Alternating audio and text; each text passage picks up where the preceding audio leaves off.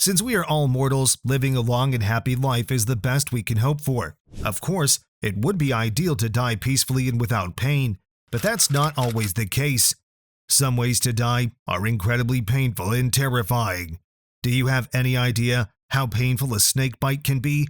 Are you wondering which is a worse way to die? Frozen to death in a snowstorm or burned alive? Today, we will dive deep into the science of pain as we rank 145 of the most agonizing ways to die, from bad to worse. The scariest thing that can happen is a slow death, but on a pain scale derived from scientific research, being eaten alive only receives a score of 100. Meanwhile, experts believe the most horrible death scores 140 points. Stay tuned until the end to discover what hits that maximum mark. Before we begin, don't forget to hit that subscribe button and give us a thumbs up if you enjoy exploring these chilling topics. Employees at a Santa Fe Springs fish processing facility raised the alarm on October 11, 2012. Jose Molina, their 62-year-old co-worker, had disappeared. After searching for over 90 minutes, the boiler operator suggested opening the last loaded oven. They sterilized and fried the tuna at very high temperatures. It took 30 minutes for the oven to cool down before the workers could securely open it. Time seemed to crawl while they waited eagerly. They felt the tension rising, and all they could think about was hoping that Jose wasn't inside. They looked at one another anxiously and whispered their fears, hoping against hope that their colleague had managed to avoid the terrible end they were starting to imagine. What would they find when they finally opened the oven door? Regretfully, their worst suspicions came true. Upon opening the oven door, the workers were confronted with a terrifying sight. Yes, Jose was inside. They were terrified and heartbroken. The scene was more horrifying than they could have ever imagined. How did Jose end up inside the oven? It turns out that Molina discovered a problem when he was putting pallets of canned tuna into the oven. He entered the oven to adjust the chain without alerting anyone. Another employee closed and switched on the oven, thinking Jose had already left because he couldn't see him in his place. Approximately 5,500 kilos of canned tuna were packed into the oven, and it was set to cook at 132 degrees centigrade. After being trapped, Jose most likely sustained severe burns to his skin, and the intense heat began to harm his muscles and organs. The poor man was eventually roasted alive. Looking at the pain scale, we can see a wide range of suffering associated with various causes of death. For example, a bullet to the head gets only 2 points, indicating a relatively quick and less painful end. A shark bite, on the other hand, ranks much higher, with 91 points, due to the intense pain and trauma it causes. However, being literally boiled alive scores a staggering 105 points, reflecting the intense and prolonged suffering involved. Unfortunately, these horrific events occur much more often than one may think in industrial environments. Workers can suffer severe and often fatal injuries in production-related accidents as a result of exposure to dangerous machinery and high temperatures. In 2009, Vincent Smith II worked for Cocoa Service, an illicit chocolate factory in Camden, New Jersey. The 29-year-old worker was assigned to drop massive chunks of chocolate over the side of a nearly 2.5-meter deep vat, where the chocolate was melted and blended. Vincent was struck by a mixer paddle and plunged into the boiling molten mixture, which had reached 120 degrees Celsius. His colleagues ran to turn off the machine, but Vincent remained submerged in the chocolate for an agonizing 10 minutes until rescuers could pull him out. Despite their efforts, Vincent died from serious burns. This unfortunate incident occurred because the platform Vincent was standing on was slippery from splattered chocolate and lacked any safeguards to keep workers from sliding into the boiling mixture below. It serves as a clear reminder of the risks that exist in environments where safety precautions are inadequate or ignored. However, tragedies like Vincent's can happen anywhere, not just in dangerous workplaces. The pain felt in such moments surpasses 105 points on the pain scale, underscoring the extreme suffering involved in these devastating incidents. On November 23, 2018, a 76-year-old woman named Loretta Peard called 911 from Polk County, Florida. Well, Polk County officials released nearly 300 pages of documents tonight.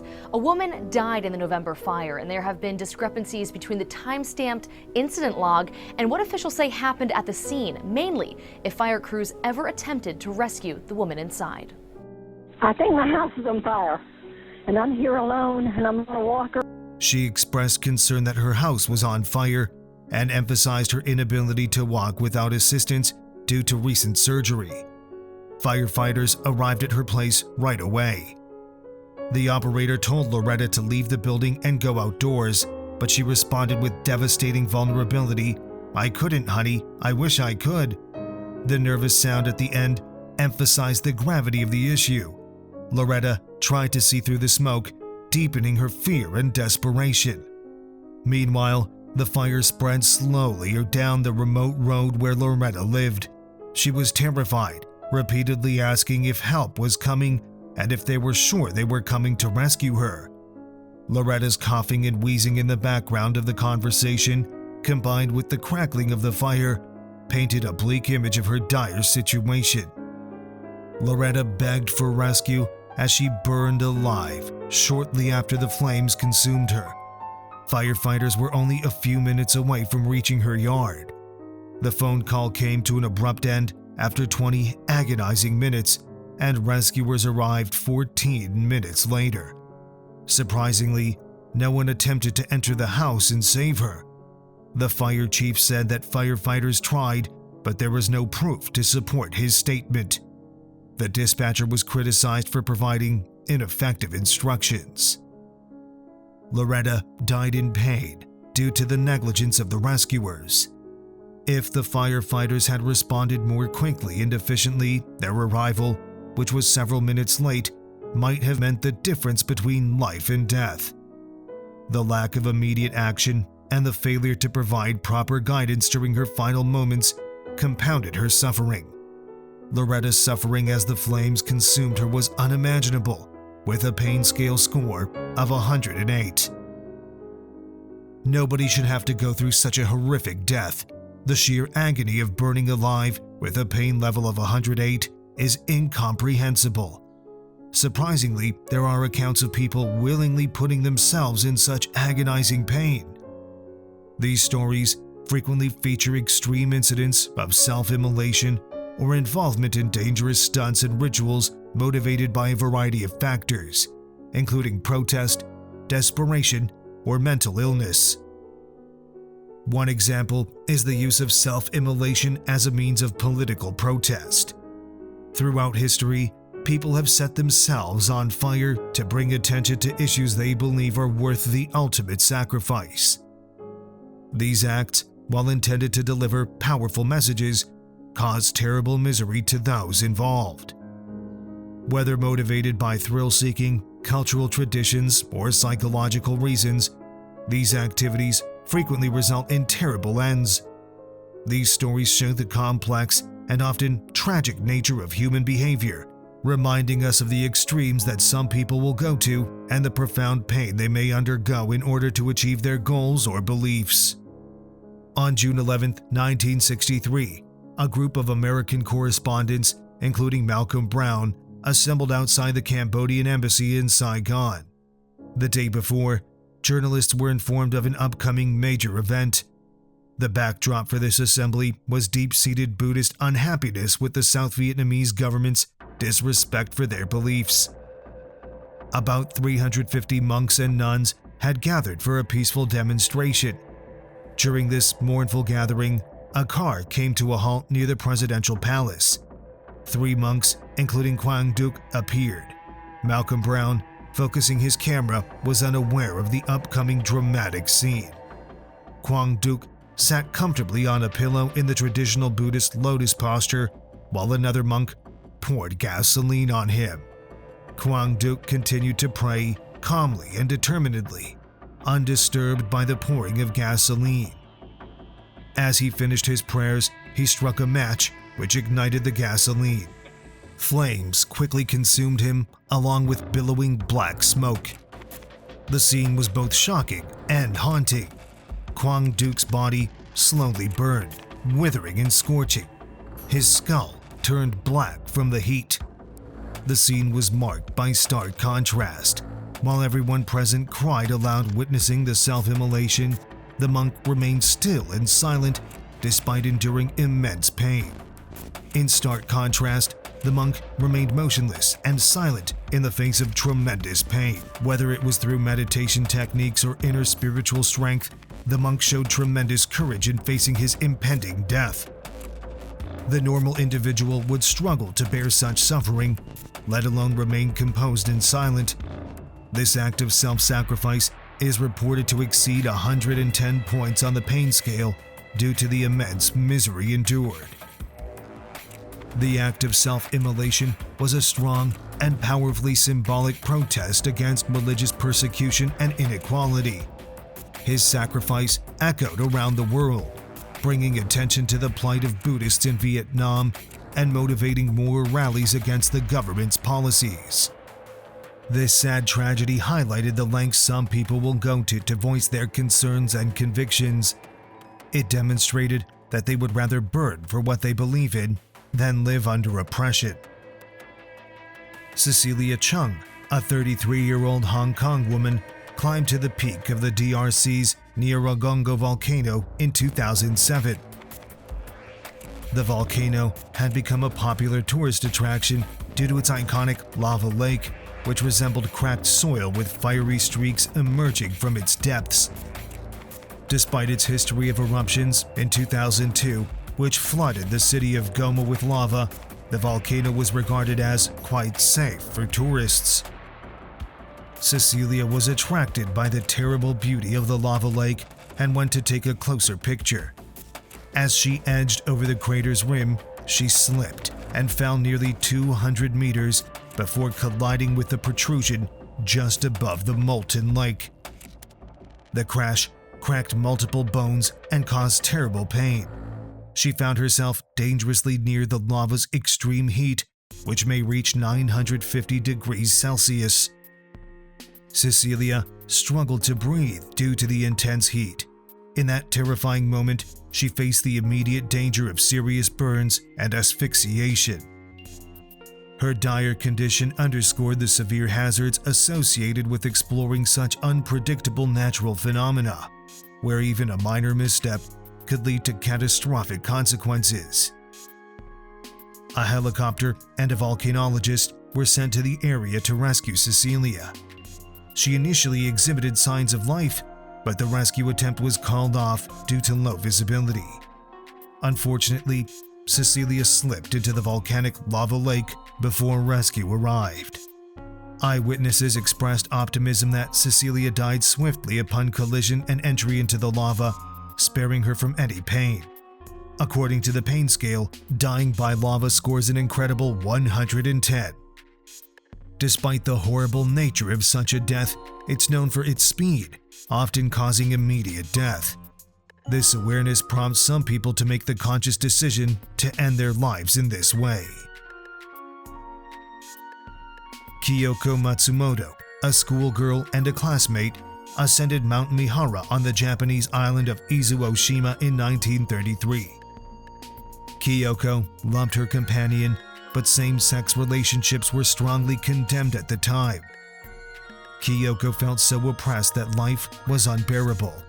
She sadly plunged herself into the volcanic crater in front of her lover's eyes. What makes this story particularly unsettling is that Kiyoko became a role model for many other Japanese people who were also dealing with sadness. By 1935, about 1,300 people had died by falling into Mount Mihara. Can you believe it? The Japanese government has attempted to create barricades around the region, but many people still choose to ignore these safety measures. This heartbreaking story highlights the serious effects that societal pressures have on people's mental health. Colin Scott and his sister Sable visited Yellowstone National Park in 2016, which is known for its fascinating and deadly geothermal elements. Despite several caution flags, they entered the prohibited areas. Unfortunately, Colin slipped and fell into the boiling water near the Pork Chop Geyser. Dying in a hot spring is very painful, unlike dying in a volcano, which can be relatively quick. Yellowstone's water temperatures can exceed 96 degrees Celsius, resulting in severe burns and even death. Unlike lava, which burns instantly, immersion in hot springs can cause a slow and torturous death. Several of the geothermal water bodies include acidic sulfate liquids, whose concentrations vary across different parts of the park. This acidic composition increases the risk, potentially aggravating injuries and complicating rescue efforts. Colin and Sable's tragic story serves as a sharp warning of the dangers posed by natural attractions and the significance of obeying safety guidelines in such settings. Despite their attraction, these geological wonders require caution to avoid disastrous consequences. When Scott's sister came with a few rangers, only her brother's head, torso, and arms could be seen in the hot spring. Colin's body had totally dissolved by the next morning in the spring's acidic waters. The thought of dissolving under such harsh conditions may appear to be the pinnacle of pre-death misery. However, the pain scale, which has a maximum of 140 points, does not rate the pain experienced during this process as high. You may be thinking, if dissolving in acidic waters isn't the worst, what form of death reaches the maximum 140 points on the pain scale? You're not alone. I've been there too. As we go deeper into these spine-chilling stories, be sure to like and subscribe to stay up to date on our latest videos. We've just scratched the surface. On September 13, 1987, Javier Ferreira, the proprietor of a local landfill in Goiânia, Brazil, brought neighbors, family, and friends to observe an intriguing discovery. He showed them a peculiar powder that shone mesmerizingly, leading them to rub it on their skin like glitter and take it home with them to give to someone else. They had no idea how dangerous the powder was. Javier had brought scrap metal to his landfill, and someone had unintentionally brought a metal capsule from a neglected hospital. Little did they know that this pill contained radioactive material from a radiotherapy machine. When Javier opened the capsule, he discovered that the powder contained radioactive cesium-137. Medical procedures utilize this chemical to produce gamma radiation directed at cancerous tumors. The guests' unintentional handling of the powder exposed them to deadly radiation levels, gravely endangering their health and spreading fear throughout the area. Due to the uncontrolled radiation, about 250 people were exposed to the powder. The landfill owner's wife, Maria Gabriella Ferreira, suffered from internal bleeding and hair loss. One of Javier's worker, Israel Bautista dos Santos, suffered from severe lung and pulmonary problems, as did Edmilson Alves de Sá, who had heart problems. Leida das Neves Ferreira, Javier's 6-year-old niece, was the most badly impacted though. Because of her radiation exposure, the medical staff was afraid to approach her, so she was kept alone in a hospital room. She gradually experienced damage to her kidneys and lungs, hair loss, and swelling in her upper body. She had an internal hemorrhage, just like Gabriella. The affected people's pain reached an astounding 125 points on the pain scale. Regretfully, the 4 people who were previously mentioned passed away from their ailments. They buried all objects touched by those who came into contact with powder with stringent instructions to remain untouched for 300 years. Cases like these are rare in everyday life. However, individuals working closely with radioactive elements face life-threatening risks every day, navigating a delicate balance between life and death. This tragic incident underscores the terrible results that can arise from ignorance and mishandling of hazardous substances.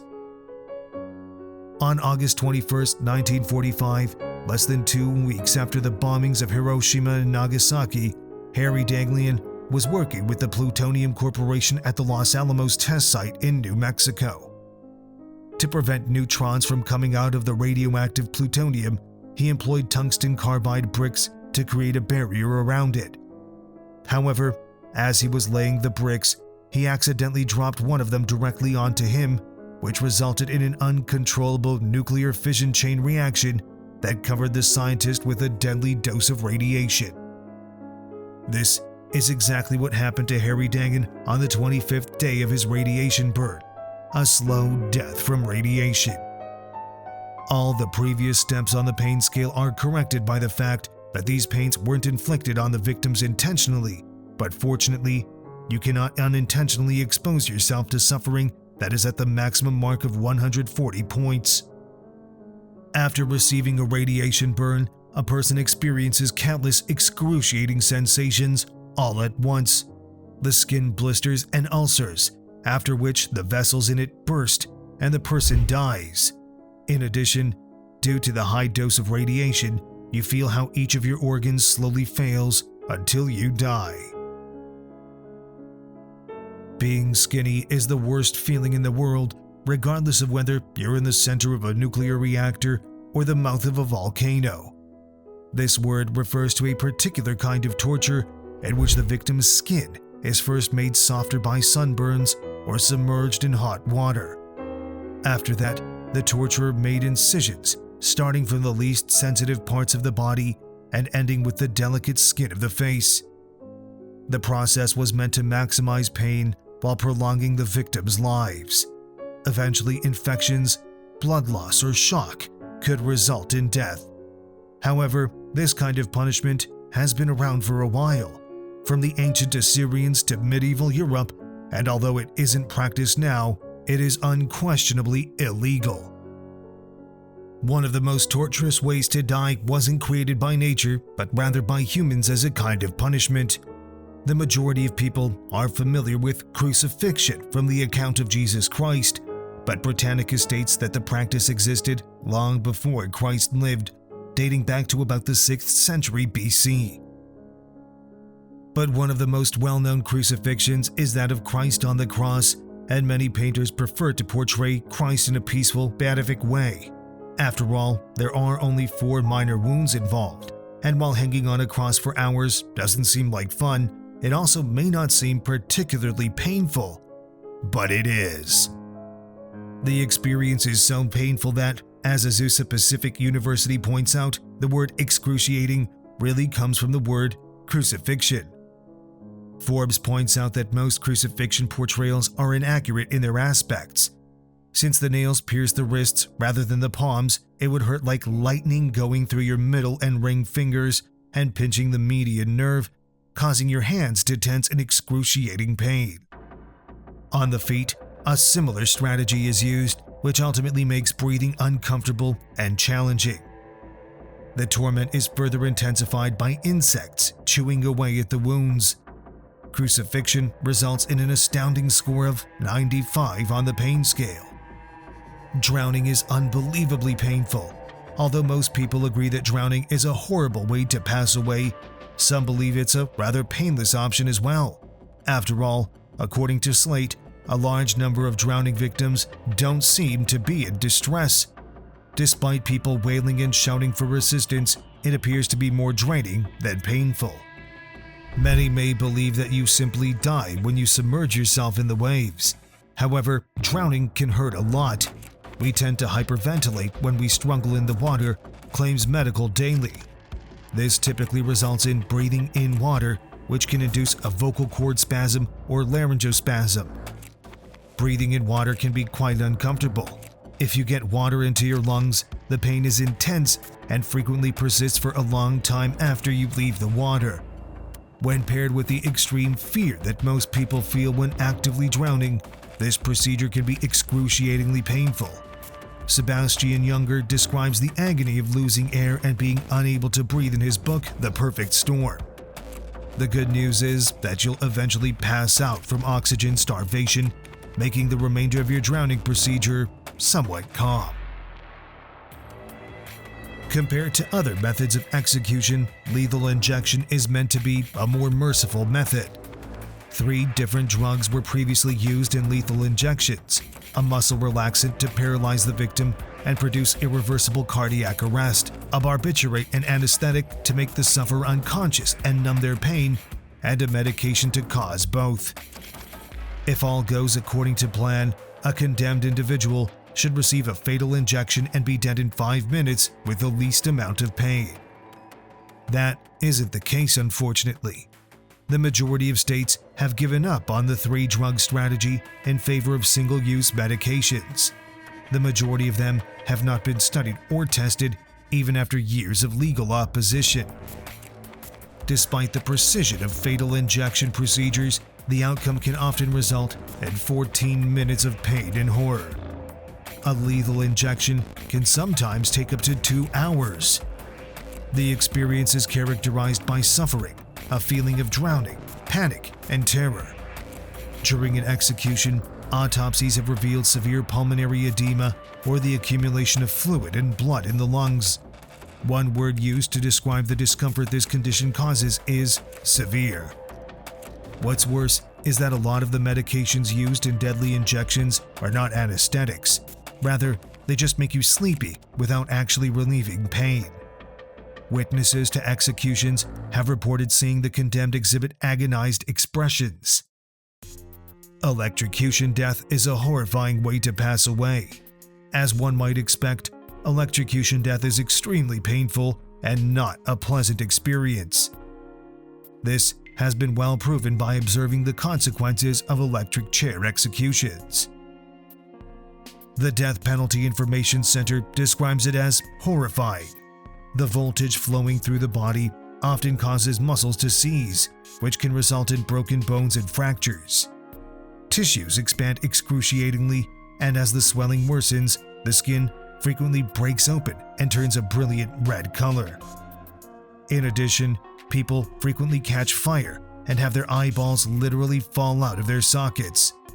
Flames shot out of a man's head as he was electrocuted in Florida in 1997, according to the Los Angeles Times. Electrocution can cause pain even in the absence of a professional execution. According to a report, one person who survived an unintentional electrocution claimed to be in excruciating pain and needed strong pain medication. And the National Center for Biotechnology Information Bookshelf notes that a significant number of electrocution victims get heart damage, which worsens their chest pain. The truth is, whether it happens through state action or natural causes, electrocution can be an incredibly unpleasant way to go. The acute discomfort that results from sudden decompression is a clear sign of its deadly consequences. Fortunately, most of us avoid deep seas by nature, so we seldom experience dangerously high air pressure. Because of this, most people are ignorant of the severity of decompression sickness and its possibly fatal effects. Breathing compressed air at low depths can cause decompression sickness in divers. Compared to the air above the surface, there are more oxygen and nitrogen molecules in this air. As long as the diver continues to be under pressure, this is manageable. The body uses the extra oxygen, but the excess nitrogen accumulates. When pressure drops too quickly, an issue occurs. The accumulated nitrogen then expands rapidly, forming bubbles in the bloodstream and tissues. These bubbles have the power to damage muscles and tissues, leading to agonizing pain or even death. Decompression sickness, also referred to as the bends, can result in serious consequences and agonizing discomfort, as the tragic 1983 Byford Dolphin accident demonstrated. A number of divers were engaged in deep-sea drilling operations at considerable depths on the Byford Dolphin. The divers found themselves back at the surface, but this time they were in a diving bell with 9 times the pressure. Unexpectedly, there was an explosive decompression during an attempt to surface. The pressurized gases, mostly nitrogen, dissolved in their bloodstream, and tissues expanded quickly as a result of the sudden decrease in pressure, creating bubbles. The outcome was disastrous. The explosive expansion of gas inside the diver's body literally tore them apart, causing them to be described as completely disintegrated. Decompression sickness is well known for inflicting excruciating discomfort with every breath and serious harm to organs and tissues. Survivors often describe the pain of breathing as torture. Freezing is not so peaceful. It's a really difficult process. The idea of freezing to death is frequently associated with a peaceful passing away, similar to falling asleep.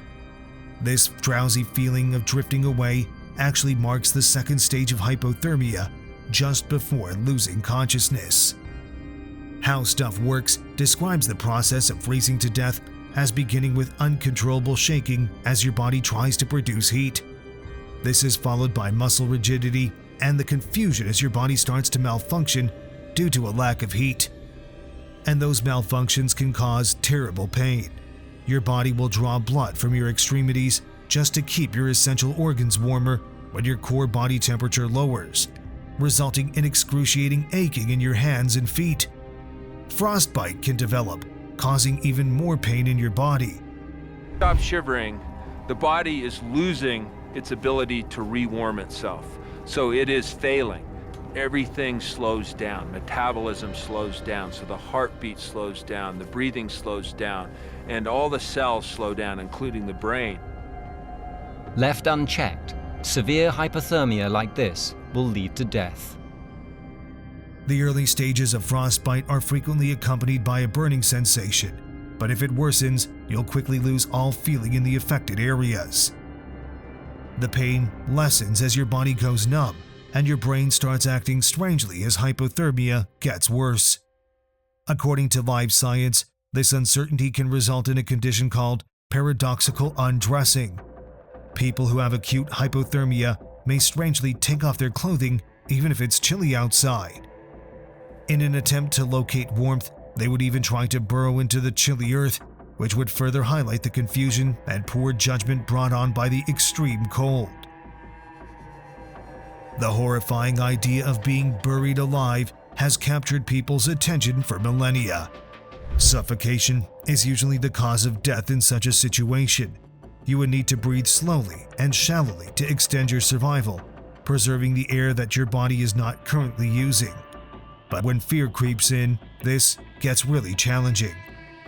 Your body needs about 23 liters of oxygen each hour, so if you can stay quiet and breathe like a normal person at rest, you can stay in a coffin for about 7 hours until the air runs out.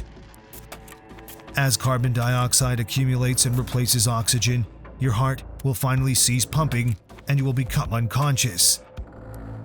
Imagine for a moment that someone is hurriedly buried without a coffin, just thrown into a grave that is around 6 feet deep and the size of a coffin. With over 3,600 pounds of soil piled on top, there's great pressure on the chest, making breathing harder. As oxygen becomes limited, the mouth and nose fill with soil, preventing any chance of breathing between the particles. Being buried alive with no escape paints a chilling picture of facing one's worst nightmare. According to the pain scale, being buried alive ranks at a solid 90. Thanks for sticking with us until the end. If you found this video eye-opening, give us a thumbs up and subscribe. Stay tuned for more content that will keep you on the edge of your seat.